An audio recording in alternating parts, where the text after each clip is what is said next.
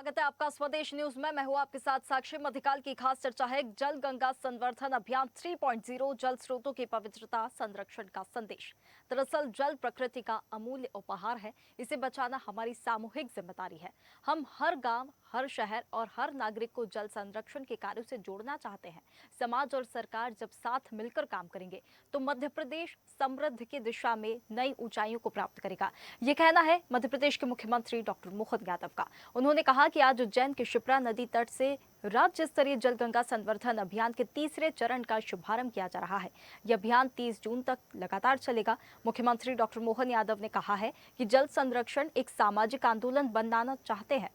प्रदेश की जनता, पंचायतों, स्वयंसेवी संगठनों और विभिन्न शासकीय विभागों की साझेदारी से यह अभियान प्रदेश में जल संवर्धन की नई मिसाल स्थापित करेगा।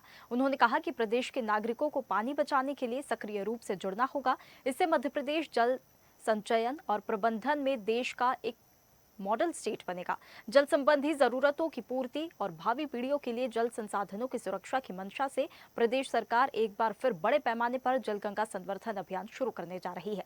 मुख्यमंत्री डॉक्टर मोहन यादव ने कहा कि प्रदेश में जल संरक्षण की परंपरा सदियों पुरानी है। प्राचीन काल से ही तालाब, कुएं और बावड़ियां सिर्फ जल के स्रोत न होकर सामाजिक जीवन का केंद्र हुआ करते थे। सरकार उसी परंपरा को आधुनिक तकनीक और जन भागीदारी के जरिए पुनर्जीवित करने का प्रयास कर रही है।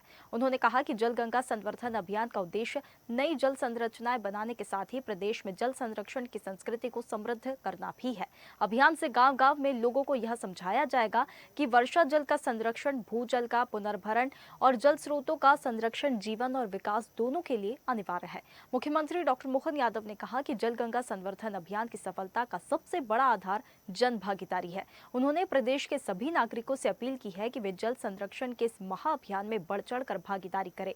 उन्होंने कहा कि गांव-गांव में श्रमदान कर तालाब और कुओं की सफाई की जाए। वर्षा जल के संचयन की व्यवस्था घरों में भी करने के उपाय करें। जल स्रोतों के आसपास स्वच्छता बनाए रखें। कहा कि यदि समाज और सरकार मिलकर काम करेंगे तो प्रदेश जल समृद्ध राज्य बन सकता है।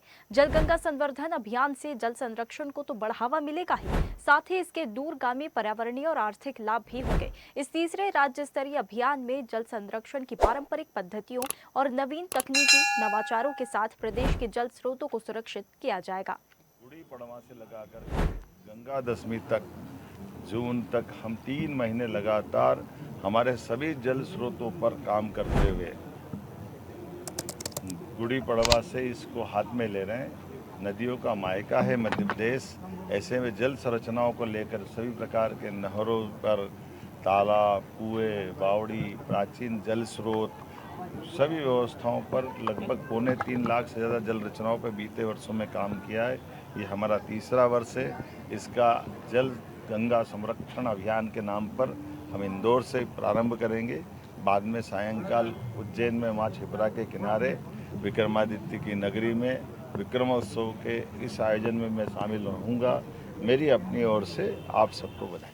तो देखिए, जल गंगा संवर्धन अभियान 3.0 का आगाज हो गया है। जल स्रोतों की पवित्रता और संरक्षण और इसका संदेश दिया जा रहा है। मुख्यमंत्री डॉक्टर मोहन यादव इसे लेकर लगातार सजग नजर आ रहे हैं। चलिए इस पर खास चर्चा करेंगे। हमारे साथ कुछ खास मेहमान जुड़ गए हैं। पूर्व राष्ट्रीय नोडल अधिकारी पेयजल सुरक्षा के सुधींद्र मोहन शर्मा हमारे साथ जुड़ गए। बहुत स्वागत है सुधींद्र जी आपका हमारे साथ जुड़ने के लिए। इसी के साथ आर के पालीवाल, जल संवर्धन कार्यकर्ता हमारे साथ जुड़ गए हैं। बहुत स्वागत है आर के पालीवाल जी आपका इस खास चर्चा में जुड़ने के लिए। चर्चा की शुरुआत सुधींद्र जी आपसे करना चाहेंगे। जल गंगा संवर्धन अभियान 3.0 का आगाज हुआ है। 1.0, 2.0 से अब तीसरे चरण में ये पहुंच गया। कैसे देखते हैं आप इसे? पहले भी कहा है और ये मेरा मत रहा है कि ये बहुत अच्छा कार्यक्रम है जो मुख्यमंत्री जी के निर्देशन में हो रहा है और मुख्यमंत्री जी इसमें अगुवाई कर रहे हैं। तो निश्चित रूप से अधिकारियों पे और आम जनता पे इसका बहुत ज़्यादा प्रभाव पड़ता है। जब भी कोई लीडर आगे आके खुद लीड लेते हैं तो उस काम की उपयोगिता के साथ साथ उस काम का महत्व भी बढ़ जाता है और उस काम को बहुत अच्छा प्रतिसाद मिलता है। ये तो पक्का है, ये बिल्कुल देखने में आया है। और मुख्यमंत्री जी चूंकि स्वयं ग्रामीण पृष्ठभूमि से हैं तो वो इन सब चीज़ों को जानते हैं और उनका नैसर्गिक जुड़ाव है प्रकृति के साथ में, जिसको वो इस तरह से बताते भी रहते हैं कि उनको जल स्रोतों की चिंता है, व्यक्तिगत रूप से भी, मुख्यमंत्री होने के नाते भी और व्यक्तिगत रूप से भी। इसमें एक चीज जो मैं जोड़ना चाहूंगा वो ये है कि हमको इस मिशन को 1.0, 2.0, 3.0 ना बना के हमको इसको एक निरंतर मिशन में परिवर्तित कर देना चाहिए। मुख्यमंत्री जी को मेरा ये सुझाव है कि इसकी निरंतरता बनी रहे, इसलिए इसको हम प्रोजेक्ट मोड में ना करें। जब हम इसको 1.0, 2.0, 3.0 कहने लगते हैं तो ऐसा लगता है कि ये प्रोजेक्ट है और इसकी कोई एक निश्चित तारीख है जिस पे ये समाप्त हो जाएगा और फिर हम अगले साल इसको फिर टेकअप करेंगे। जबकि ये एक जो जल गंगा संवर्धन मिशन है, इसको मिशन मोड में ही चलाना चाहिए। हाँ, हर वर्ष इसके लिए कोई एक स्टार्टिंग पॉइंट जरूर हो, लेकिन ये लगातार चलता रहे ताकि इसके इवैल्यूएशन में भी सुविधा हो, इसकी मॉनिटरिंग में सुविधा हो और इसके इवैल्यूएशन और मॉनिटरिंग के लिए एक इंस्टीट्यूशनल मैकेनिज्म राज्य सरकार को अपने स्तर पे राजधानी में बनाना चाहिए। इससे फायदा ये होगा कि इसका हम जो एक एंड डेट तय कर लेते हैं कि 30 जून को समाप्त हो जाएगा या 30 जून को हमारी गतिविधियां समाप्त हो जाएंगी, वो ना होकर हमारा जो जन जागरण अभियान है उसका प्रतिसाद मिलना, उसका प्रतिफल मिलने का समय तो तब होता है जब वर्षा काल शुरू हो जाता है। वर्षा काल हमारे यहाँ जुलाई में शुरू होता है और जो भी हम अवेयरनेस प्रोग्राम अभी कर रहे हैं, जो भी जन जागरूकता कार्यक्रम कर रहे हैं, उनका जो रिजल्ट आने वाला है, आम जनता पे जो उसका असर पड़ने वाला है और उसकी वजह से जो वाटर रिचार्जिंग के स्ट्रक्चर्स बनने वाले हैं, ग्राउंड वाटर रिचार्ज के या वाटर कंजर्वेशन के स्ट्रक्चर्स बनने वाले हैं, उनका सही समय गर्मियों में होता है और उसका रिजल्ट देखने को मिलता है रेनी सीजन में। और उसी समय पे ग्रामवासियों को ये देखने को मिलता है कि हमारे जो हमने काम किए हैं गर्मियों में जल संवर्धन के, उसका रिजल्ट कितना अच्छा मिल रहा है। तो हमारा उस समय भी उनसे जुड़ाव बना रहना चाहिए और वो जुड़ाव अभी ये हो रहा है कि वो जुड़ाव सरकारी अलग अलग विभागों के माध्यम से होता है, उनकी रिपोर्टिंग अलग तरीके से होती है। लेकिन मुख्यमंत्री जी अगर इसको एक निरंतर अभियान के रूप में चलाएंगे तो उसकी एक निश्चित रिपोर्टिंग अलग एक अभियान के रूप में होती रहेगी।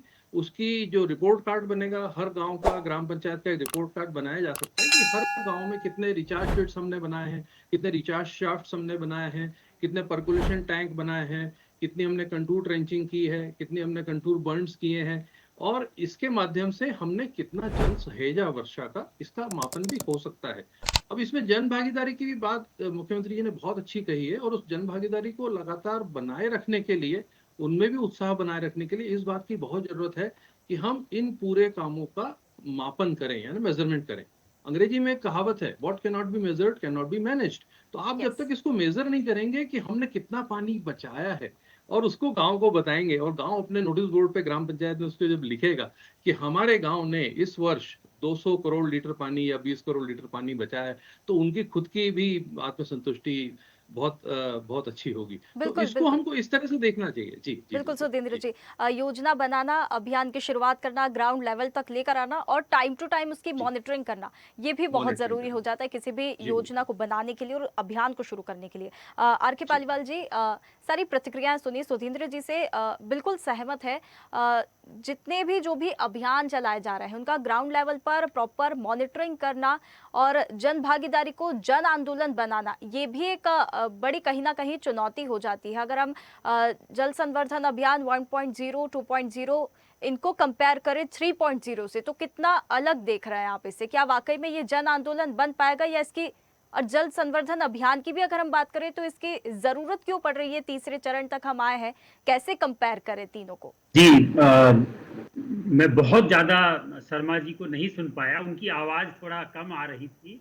लेकिन इतना मैंने जरूर उनको सुना कि उन्होंने बहुत अच्छी बात कही कि हमने पहली और दूसरी योजना में कितना जल संवर्धन किया, इसका आंकड़ा बहुत जरूरी है। और इसी में मैं एक चीज और जोड़ूं, इससे हम सोशल ऑडिट की तरफ भी बढ़ेंगे, क्योंकि अभी सरकार कोई योजना चलाती है, उसका क्या असर हुआ। मैं आपको छोटा सा बताऊं कि जल संवर्धन योजना जो 2 थी, वो बेतवा नदी से शुरू हुई, जी।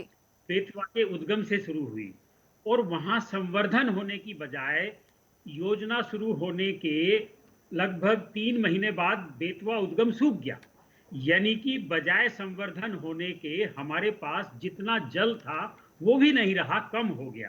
तो मैं बिल्कुल सहमत हूं शर्मा जी की बात से कि सरकार को यह भी बताना चाहिए कि पहली और दूसरी योजना में हम कहां तक पहुंचे, तीसरी में हम कहां पे पहुंचेंगे।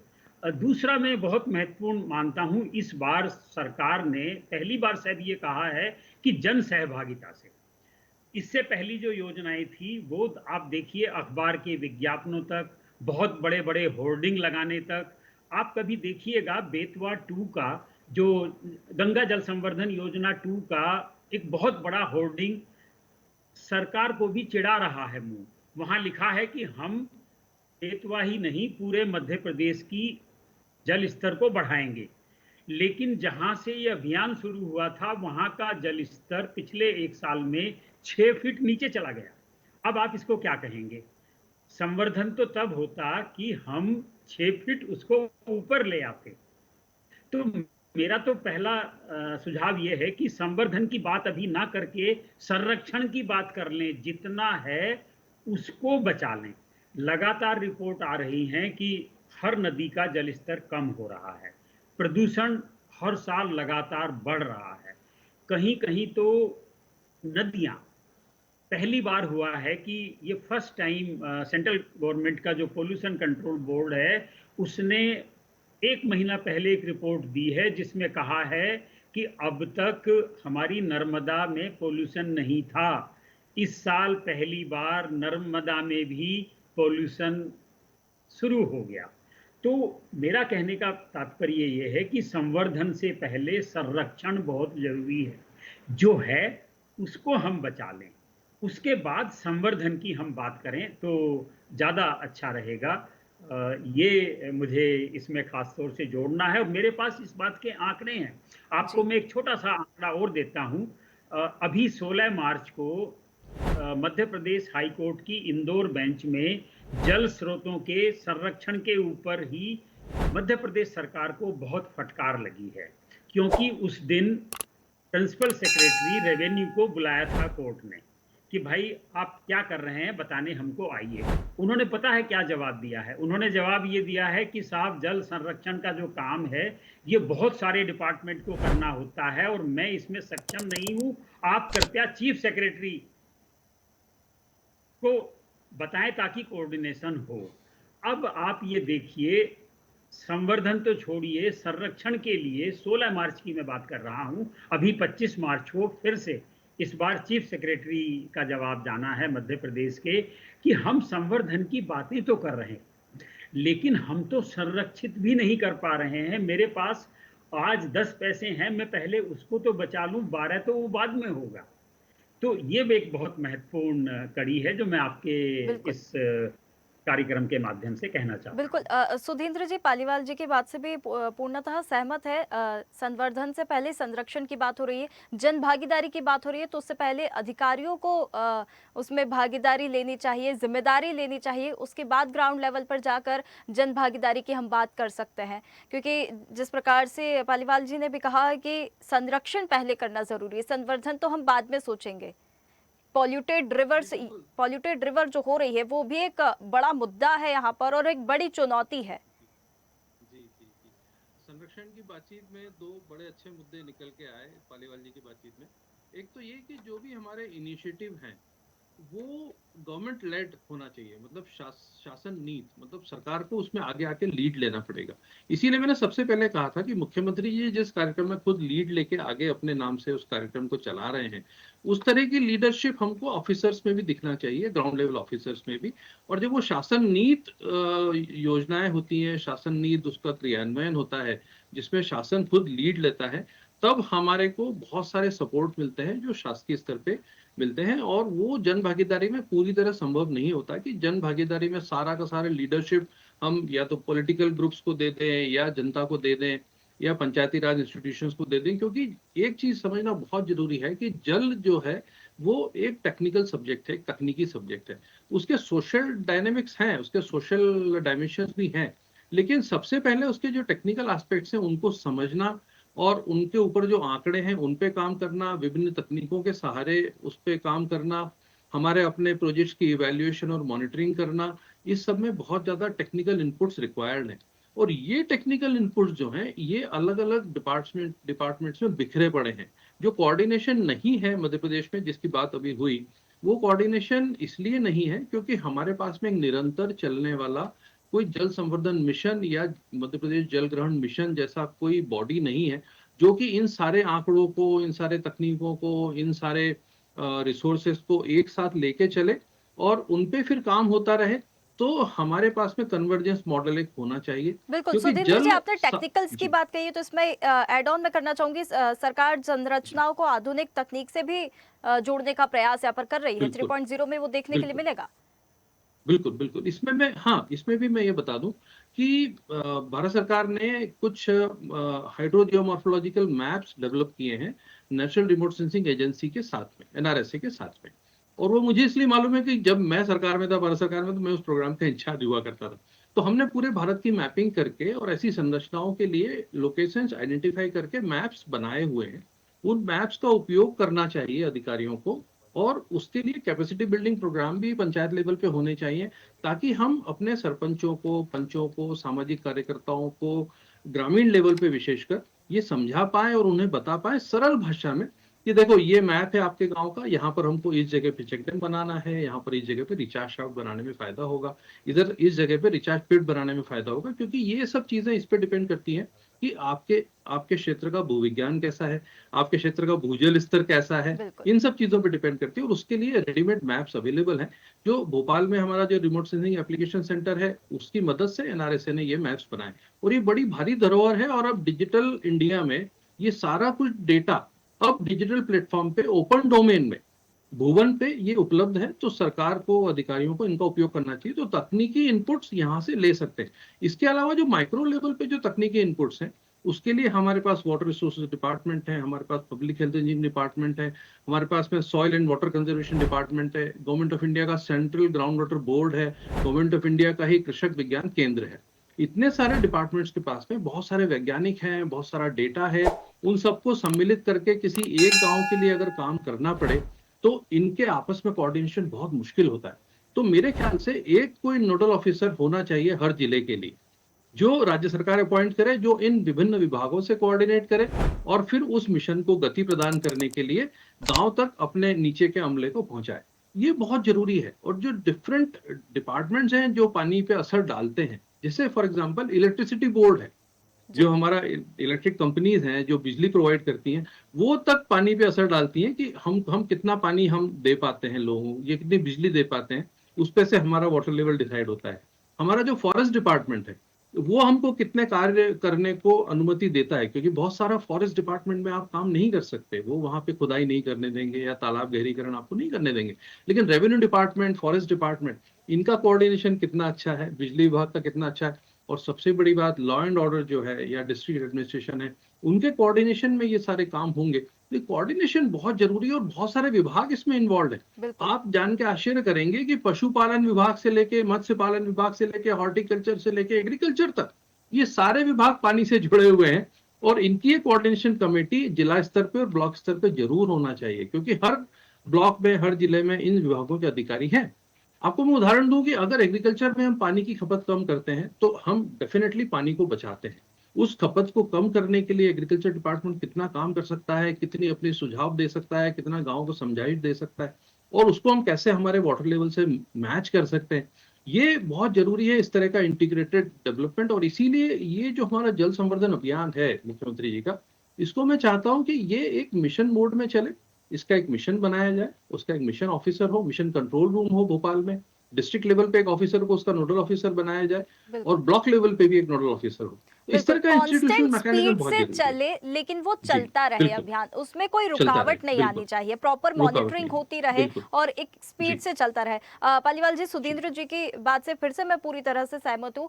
डिपार्टमेंट से सारे जुड़े हुए हैं, कोऑर्डिनेशन की जरूरत है, क्योंकि कोऑर्डिनेशन अगर अधिकारियों में ही सबसे पहले अगर दिखेगा, तो जाके वो जनता तक पहुंचेगा, और फिर हम जनता के बीच में इस चीज को लेकर जागरूक कर पाएंगे, और जनता भी यहाँ पे पूरी तरह से सहयोग अपना देगी। इसमें एक और मुझे ऐसा लगता है एक चैलेंज है कि स्थानीय प्रशासन जो होता है और जो पंचायत है, उनके पास क्या इतनी तकनीकी समझ है या फिर संसाधन है कि जल संरक्षण को प्रभावी ढंग से लागू कर सके? बिल्कुल। देखिए, जहां तक जल संरक्षण की बात है, हमारी तो पूरी भारतीय संस्कृति जल संरक्षण को लेके खड़ी हुई है। बिल्कुल जल को हमने देवता माना है, नदी को हमने माँ माना है। तो और देखिए, पहले पुराने जमाने में क्या होता था, तालाब खुदवाना, कुआं खुदवाना, प्याऊ करना, ये बहुत पवित्रता का काम माना जाता था, पुण्य का काम माना जाता था। तो अगर मैं ये कहूँ कि हमारा बुजुर्ग पीढ़ी जो है, वो जल संरक्षण की तकनीक भी जानती है और वो सारी विधियां भी जानती है, और बहुत से उदाहरण अगर आप देखें, आपको आपके मध्य प्रदेश में मिल जाएंगे। मैंने बहुत सी ऐसी जगह देखी हैं जहां पे मध्य प्रदेश में किसी गांव में वाटर कंजर्वेशन का बहुत अच्छा काम हुआ है।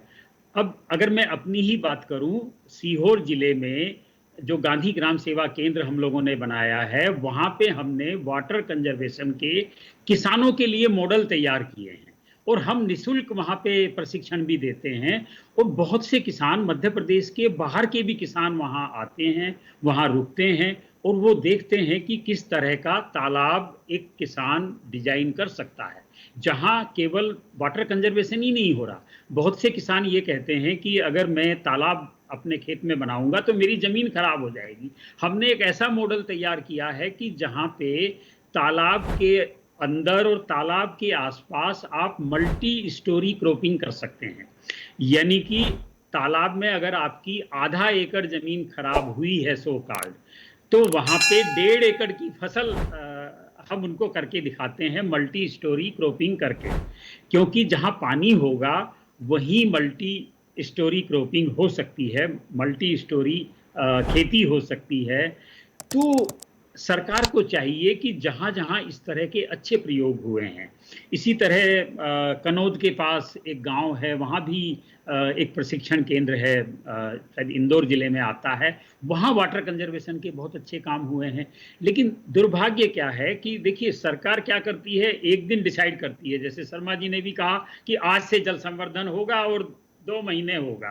अब वो कैसे होगा, कौन करेगा, इसकी तो तैयारी हमें बहुत पहले, 3 महीना पहले तो तैयारी करनी चाहिए थी। बिल्कुल। कि भाई अगर हम 19 मार्च से कोई घोषणा कर रहे हैं, तो मैं चाहता कि हम 19 दिसंबर से ये तैयारियां शुरू कर देते कि 19 मार्च को हम ये काम करने जाएंगे।